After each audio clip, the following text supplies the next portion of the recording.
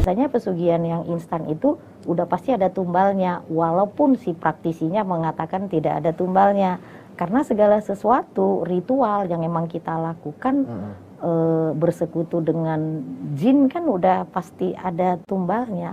Mungkin di kehidupan yang sekarang nggak ada, tetapi itu bisa jadi ke anak cucu kita itu yang nantinya yang menanggung. Karena konsep daripada ritual pesugihan itu kan sebenarnya si jin ini kan menarik rezeki dari keturunan kita nanti sebenarnya. Jadi saya itu sendiri 15 tahun yang lalu sangat sulit mendapatkan rezeki, ataupun tiba-tiba dapat rezeki tapi itu habis.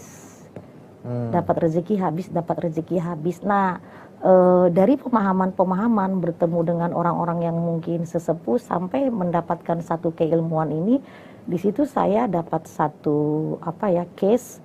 Jadi leluhur saya di masa lampau itu sudah melakukan satu ritual pesugihan. Ya, misalnya orang pengen sakti, bahkan orang pengen terkenal juga ada yang melalui pesugihan. Oh gitu. Iya, ada beberapa artis yang katakanlah meninggal tidak wajar, ada juga gitu. Itu bagian dari pesugihan juga gitu. Tapi ada ciri-cirinya nggak sih, Madam? Maksudnya kalau orang ya, untuk orang gitu. Biasanya gini, ciri-ciri orang yang memakai pesugihan itu biasanya dia agak berbeda. Jadi misal ekonominya awalnya biasa-biasa saja, tiba-tiba langsung naik kayak gitu kan, banyak yang seperti itu, Mas.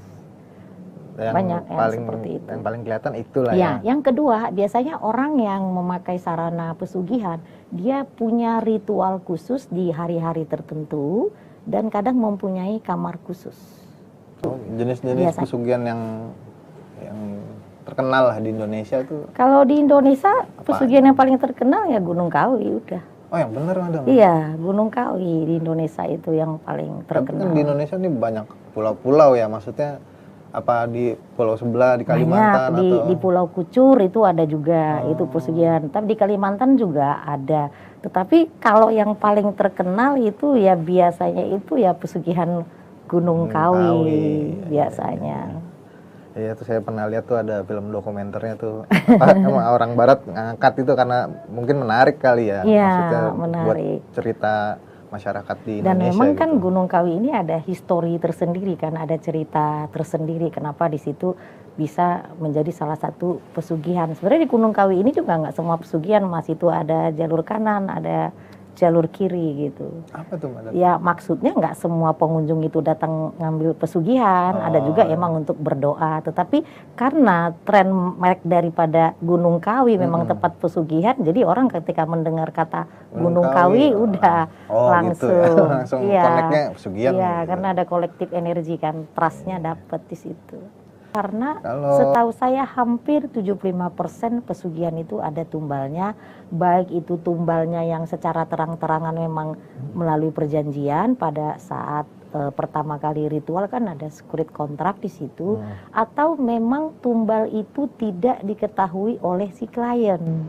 Oh, bisa begitu, Madam? Bisa. Kebanyakan tumbal si klien tidak mengetahui.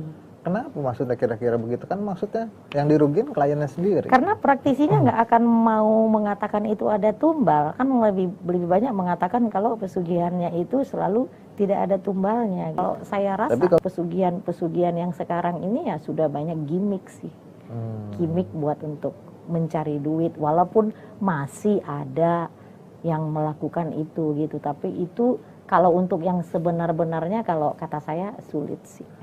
Iya kan, sekarang itu kan banyak ya jasa-jasa pesugihan yang beredar ya, di internet tuh ya. Online. Gimana tuh menurut Madam? Cara pandang mengenai uang. Ya. Kita dari kecil kan suka dikatakan cari uang susah.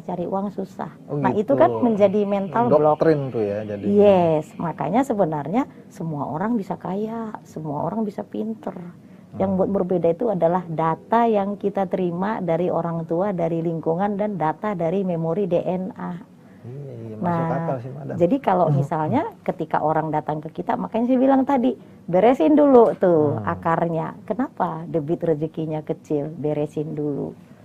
Nah, baru nanti kolorasi ke uang yang punya nama tadi, yang bekerja. Nah, kayak gitu. Jadi